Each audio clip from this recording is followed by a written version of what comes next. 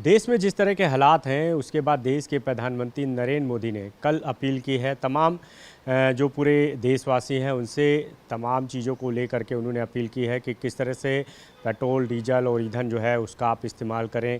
सोना अगर आवश्यक ना हो तो मत खरीदें। तो तमाम चीज़ों को लेकर के उन्होंने अपील की है। उसे लेकर के मेरे साथ सांसद जी मौजूद हैं, हम बात करेंगे। सर, प्रधानमंत्री नरेंद्र मोदी अपील कर रहे हैं कि वैश्विक स्तर पे एक बड़ी समस्या है, देश एक आर्थिक संकट से जूझ रहा है और उसके लिए जो पब्लिक है, जो जनता है, उससे उन्होंने तमाम तरीके से अपील की। उस अपील को आप किस तरह देखते हैं, क्या कहेंगे? देखिए, एक कम से कम एक प्लस पॉइंट ये है कि मोदी जी ने माना तो कि समस्या है। अभी तक तो सारे नेता कह रहे थे कि मोदी जी ने सब हैंडल कर लिया है, उनकी कूटनीति विदेश नीति इतनी बेहतरीन है कि सब कुछ ठीक है, सब अच्छा चल रहा है, कोई कमी नहीं है।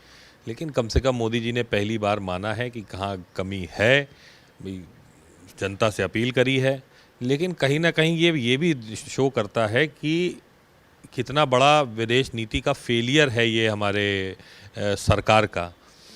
हम लोग शुरू से कहते आए हैं कि जिस तरह से एक पक्षीय जो है सरकार रही है, पूरी बड़ी पिक्चर जो पूरी वर्ल्ड स्टेज पे जो फॉरेन अफेयर्स का जो आपका हिंदुस्तान का, भारत का हमेशा से होना चाहिए था, वो कहीं नहीं दिख रहा था।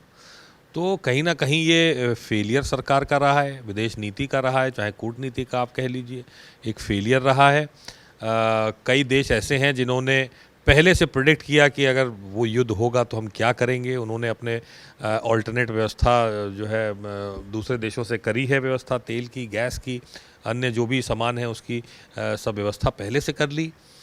लेकिन हमारा फेलियर ये रहा कि हम चीज़ों को प्रेडिक्ट नहीं कर पाए, हम चीज़ों को पहले से सोच नहीं पाए।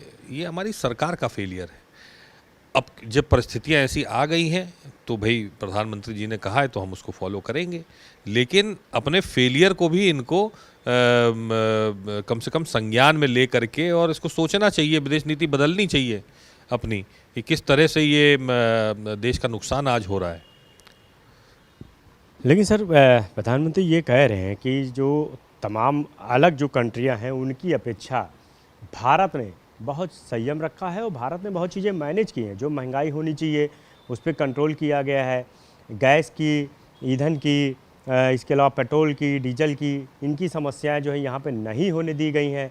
लोगों तमाम ऐसी कंट्रियां हैं जहाँ पे राशन पानी की भी समस्याएं हैं, तमाम बड़ी समस्याएं हैं, लेकिन भारत फिर भी जो है अभी तक उस स्थिति में नहीं पहुँचा है। लेकिन ऐसी स्थिति ना हो तो इसलिए उन्होंने अपील की है। नहीं, देखिए, आप जहाँ पे इतनी बड़ी समस्याएं, जो राशन पानी की समस्या आप बता रहे हैं, वो कौन से देश हैं? भाई भारत देश का स्तर क्या है? वही लीडिंग, एक पूरी दुनिया में सबसे बड़े अर्थव्यवस्थाओं के सामने टक्कर देने वाले हैं। उन देशों से कंपेयर करिए ना, रशिया से करिए, चाइना से करिए, अमेरिका से करिए, ये इन सब देशों से करिए। अभी छोटे मोटे देश जो जिनका जो दूसरे पे निर्भर हैं पहले से, उन देशों से आप अपने आप को कंपेयर करके, पाकिस्तान, बांग्लादेश से कंपेयर करके, नेपाल से कंपेयर करके आप क्या कर लेंगे? भाई भारत देश का एक अपना ओहदा है, अपना पद है पूरी दुनिया में, एक लीडर है भारत देश। वो आप इसे छोटे मोटे देशों से कंपेयर करके आप अपने आप को बड़ा बता रहे हैं। रशिया, चाइना, अमेरिका से करिए, उनसे करके बताइए कि क्या, कहाँ पे आप खड़े हैं। आज प्रॉब्लम है, आप स्वयं कबूल रहे हैं प्रॉब्लम है। आपने जितने चुनाव आज हुए हैं, आपने इतना सारा जो है वहाँ पे खर्चा किया, सरकारी खजाने पे प्रेशर डाल के आपने वहाँ खर्चा किया है, और उसका बिल चुनाव होते ही, रिजल्ट आते ही तुरंत जनता के ऊपर फटा है। भाई कमर्शियल गैस सिलेंडर आप बताइए, आज आप मार्केट में जाइए, 5 रुपये का समोसा 15 रुपये मिल रहा है, वही समोसा। तो महंगाई ऐसा नहीं है, जो महंगाई है वो बड़े बड़े लोगों को नहीं असर डाल रही है, जो गरीब जनता गांव में है उसके ऊपर असर हो रहा है। खाने पीने की चीज़ें, होटल पे चाय महंगी हो गई है, ये सब चीज़ें महंगी हो गई हैं, तो वो असर वहाँ पड़ रहा है। और चुनाव में धड़ाधड़ खर्च कर रहे हैं। आज पेट्रोल डीजल की ये बात कर रहे हैं कि कम खर्च करिए, ये अपने नेताओं से कहें अपनी फ्लीट कम करें। भाई आपने कहा है, आप अपने कैबिनेट मंत्री से कहिए, आप स्वयं अपने फ्लीट में कम करिए। जो सुरक्षा है जो उसको तो रखिए, लेकिन जो फ्लीट है कम करिए। 10-10 गाड़ी से आज मंत्री चलते हैं, आप उनसे क्यों नहीं कह रहे हैं कि आप करिए? और उसका प्रचार प्रसार करिए कि मंत्रियों ने इतना कम किया, हमारे नेताओं ने, विधायक सांसदों ने इतना कम किया।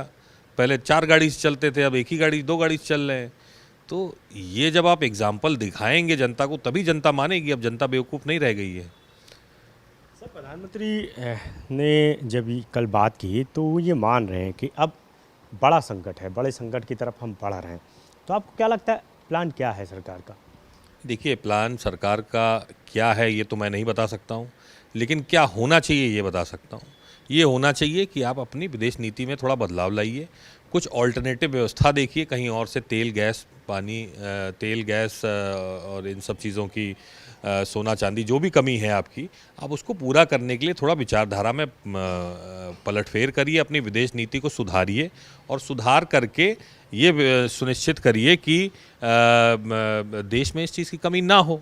आप दुनिया में एक लीडिंग देश हैं, आपकी बात कोई टालेगा नहीं। आप प्रधानमंत्री हैं, आपके अंडर पूरा देश आता है, आप जो कहेंगे हम मानेंगे।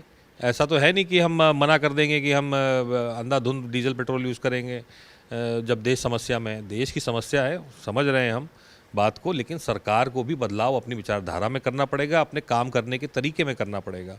बदलाव करें और सुधारें देश के हालात। सर, दूसरा सवाल है, कल आपने देखा कि योगी सरकार मंत्रिमंडल में विस्तार किया गया, 8 मंत्री जो है बने हैं, जिसमें जो 2 थे राज्य मंत्री उनका प्रमोशन किया गया है। जो मनोज पांडे हैं, जो बागी विधायक रहे समाजवादी पार्टी से, उनको कैबिनेट मंत्री बनाया गया, भूपेंद्र चौधरी को बनाया गया। जो बाकी मंत्री हैं उनको स्वतंत्र भाबार और राज्य मंत्री का दर्जा दिया गया। किस तरह आप इस विस्तार को देखते हैं, क्योंकि 2027 का चुनाव भी करीब में है? क्या लगता है कि विपक्ष जिस तरह से चिल्ला रहा है, जिस तरह से तमाम सवाल खड़े कर रहा है, उसकी ये काट है?